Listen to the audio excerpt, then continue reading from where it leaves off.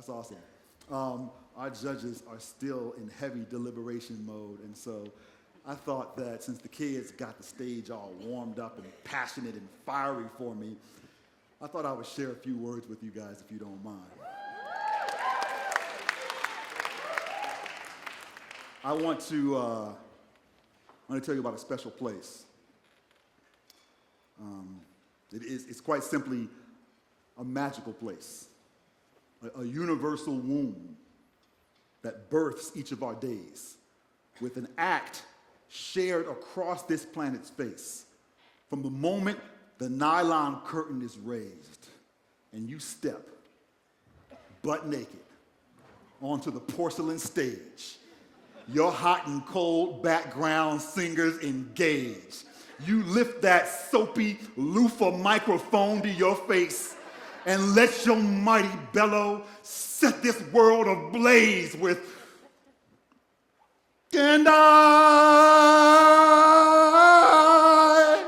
will always love you. And every single human being on the planet each shares a singular universal truth. I sound freaking amazing in here.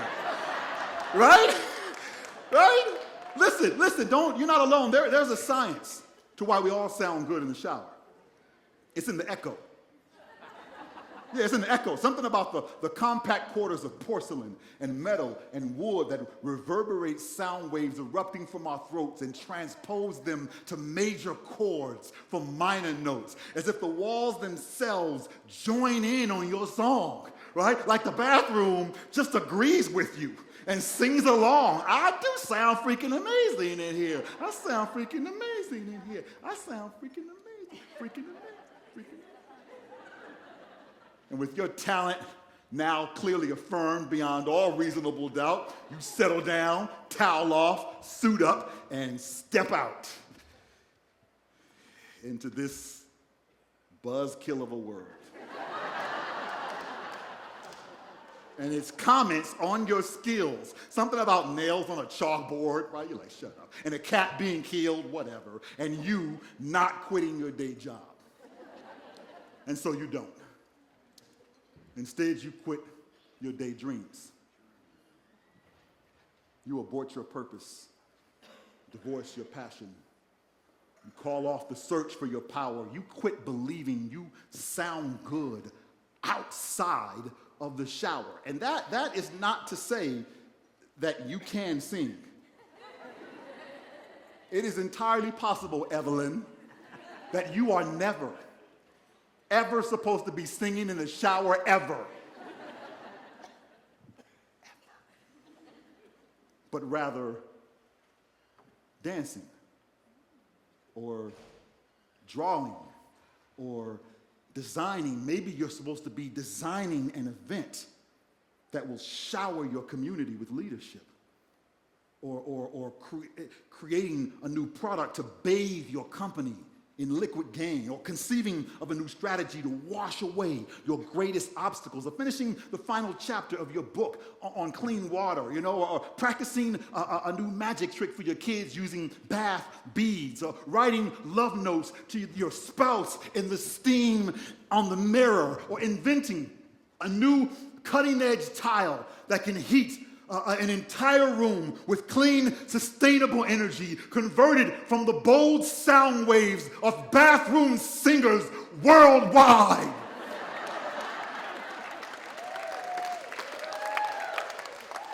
Maybe what you're supposed to be doing in your daily sound booth is reaching down into your throat for the sound of your truth and pulling out the proof in the echoes of a story. Slogan, a pirouette, a post, a strategy, a manifesto, a vote. There's so many building blocks that drive the vehicles of voice. An authentic voice, that grants your future access. A catalytic voice, right, that accelerates your mission, right? A poetic voice that narrates your passage in the lexicon of your life, helping you to say you, how you want to be heard, when you don't have the clarity, when you can't find the words, when the cacophony in your head drowns out the symphony of your heart with a bed of white noise saying, shh.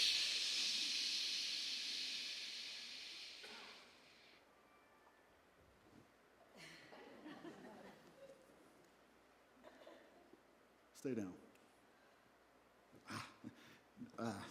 No, you can't do that. You'll never be good enough. Stop it. No, you're not skilled enough for that. You're not smart enough for that. You're just a man. You're just a woman. You're just a mother. You're just a father. You're disabled. You're black. You can't do it. Nobody cares. Nobody's going to change the world. Nobody cares about your kumbaya vision. Stop it. Do you want to be a good business person, or do you want to be a good parent? You can't do both. Do you want to make money, or do you want to impact the world? You can't do both. Do you want to be a speaker, or do you want to be an artist? You can't. That was mine. The world telling me that you can't do both. It doesn't exist. And I kept telling myself, well, neither did the stuff that existed at some point. So what if I'm that guy? The one that does that, make the thing that didn't exist stuff. But it's a scary cliff to be standing at the edge of. I mean, I was an elementary school teacher, like I told you, and I had the audacity to quit my job, a paying job, with a real paycheck, and take the leap to become a full-time poet. No, you're not understanding. I left a job, like pursuing music and acting, right? I was chasing Hollywood and record deals. I left the multi-billion-dollar entertainment industry to go chase the multi-hundred-dollar industry of spoken word poetry. Okay, okay, love you. How many of you guys know a full-time poet? Personally. Exactly. You and you, 3 people over there, exactly. When I introduce myself to people as a full-time poet, they look at me like I said, hi, my name's Sekou. I'm a full-time mermaid. Nice to meet you. Nice to meet you, right? Because there was no model for me out there, right? But so I began to follow the traditional trajectory of a poet, but then I found myself saying, but I want to create more. I want to create something different. I want to create a different user experience to poetry. Because, face it, a lot of you guys think you hate poetry. But no, keep it real. You're not hurt my feelings. You heard that there might be a poet in here. You were like, what else can I be doing with this time? Maybe paying my taxes or something more fun. You know, you hear spoken word poetry, you think bathroom break. I get it. I understand. So I wanted to create a new user experience for this art form that I loved, right? And I knew that I could. I was going to bring spoken word to the stages of the world's largest organizations, and which I have done. But as you see, it didn't start there. It started with me noticing this trend in the business world of the conventional, the paradigm, the parameters. It was in the speaking world, you always had a speaker with business content, followed by a speaker with cerebral, important content, followed by a speaker, followed by an artist. A singer, songwriter, dancer, poet, meant to lift the spirits and get the hearts and minds open to receive the information from the next speaker, followed by a speaker, followed by... And I found myself asking this pivotal question. If art is so powerful, then why is art being used as the break from the content and not the vehicle for the content?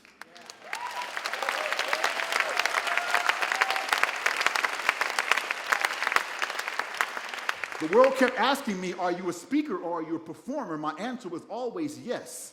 So I had to create a yes space. I had to create a label that applied to the word, to the answer yes, and that label was Poetic Voice.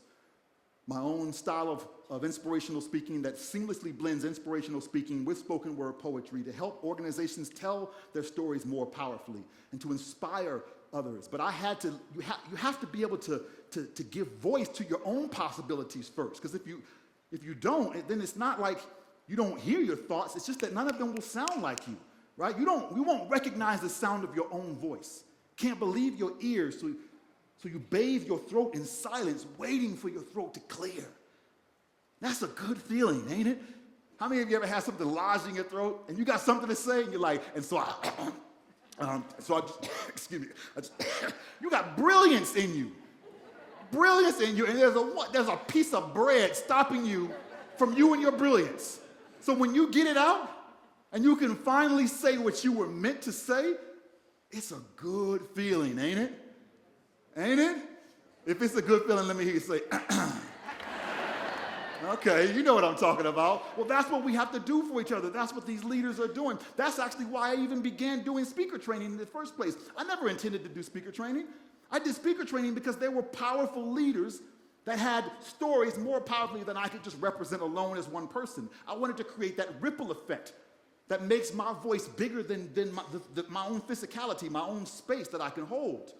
And what I loved about being invited here to host this event is that I had a special connection with Social Venture Partners because one of my dearest friends was in Fast Pitch before I even knew what Fast Pitch was, and came to me and said, I just went through the first round, and I'm in the lowest third. Help! And so that was the beginning. That was right when I created my virtual VIP speaker training program, and it was all based off of a principle I call Stage Might. And Stage Might is basically just rock star secrets for public speakers. It's simply saying, if you want to be a better speaker, don't just learn from speakers, learn from performers. Right? Because performers, think about it. If you want to be more graceful on a stage, who better to learn from than a dancer who can tell an entire story with their body? If you want to be more authentic in your skin, why not learn from an actor who studies a role until you cannot distinguish between the actor and the character they're playing? Well, what if that was you? What if we could no longer distinguish between the charming, infectious you off stage and the nervous, dysfunctional you on stage? Because they were both one and the same. You were you on stage the same way you are off stage, studying like an actor. You want to create infectious speeches, write them like a songwriter. You want to learn how to own a room and become distraction-proof, train like an improv artist that can take any disaster and turn it into delight. That was the missing element that leaders and public speakers and influencers weren't bringing into their speaking. All they did, every time I talked to CEOs and VPs, they would just prepare their material. That's it. What do you do to prepare? I prepare my material. I study the PowerPoint deck, I study my speech, I memorize. Well, what do you do for the unknowns? There will be no unknowns. Rock stars don't think like that. And there were too many people that were rock stars at what they do. You do what you do like a rock star, right? But you communicate what you do like a third grader telling a bad joke in reverse in Aramaic. Like nobody gets it, right? And I wanted to bridge that disconnect by reminding people that sometimes you have to learn from outside of your industry in order to stand out within your industry. And when you do that, when I worked with my friend, we got her out of that lowest third. I told her, throw away all your preconceived notions of what a speaker is, of what a presenter is, and let me crack open your entire definition of what you can be. And she did it. She was scared, she was nervous, and she went through the process with me, and she went lower at first, and then she jumped up, and she got voted most improved, and then she made it to the final stage, and she ended up getting, the judges gave her, when the judges, back then the judges could comment on things, and the judges gave her most dramatic use of stage movement, and they cried and they wept, and her donor interest began coming in that night. But what was most powerful, besides her own personal comment that it was the first time that she saw herself on stage, it was the first time that she felt like it was her standing in her skin on stage, and she felt herself shine through, was that shine impacted her organization. And the organization said, we've never been able to tell our story so powerfully and so succinctly until you crafted this story. And they began to train all 250 of their board members in that story. And her senior leaders began calling her and saying, give me some of those words, I want to use that. And it began to have that echo. That's the power of being able to find and harness and use your voice. You clear your life. You clear your path of all the obstacles. You clear your voice. Everybody say it one more time. like a shotgun cocked. A door unlocked. A needle dropped onto a whirlwind of thoughts. Like this way, right? This is the full expression of what you were born to do. This is the how to do it that is uniquely you. This is the how to say it. With this voice, these words, this is the how to live it, to be joined by those you serve as the voice of your community, your customers, or your cause. But you got to remember, you are your most important audience member of all. If your truth calls in the middle of life's forest and you ain't even there to hear it, it will not make a sound, a mark, or a difference. So what is the point of showing up to life if you don't announce you're there?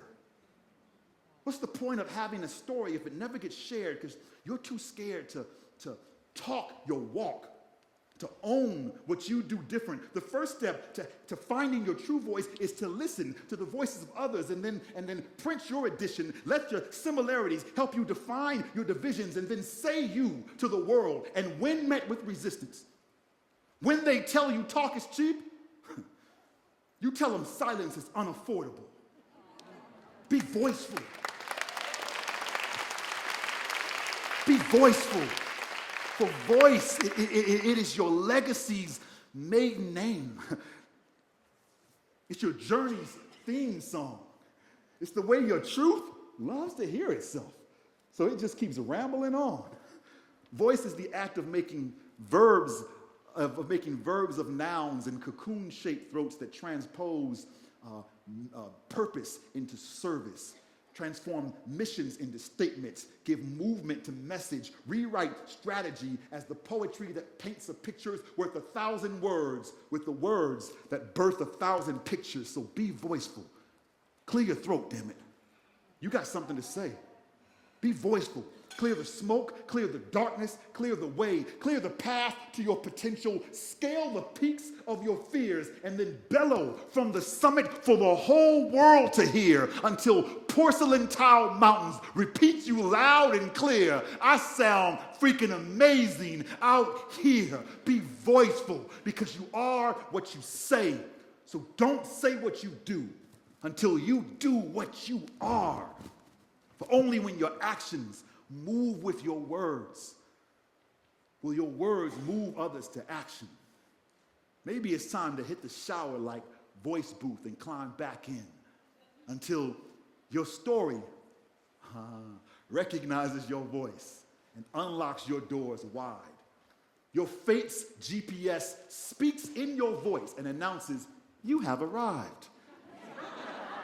And you step outside into life's voice booth of earth and seas and skies and prove your voice sounds just as freaking amazing as it did inside as you declare,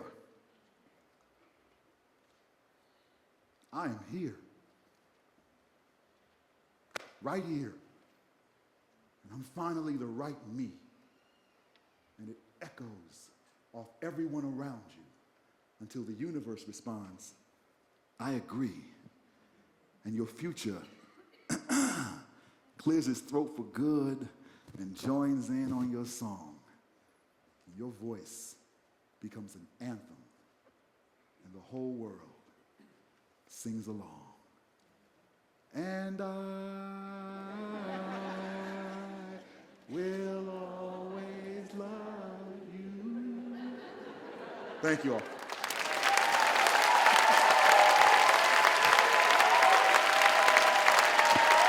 Thank you. Thank you. I appreciate that. Thank you. Thank you so much.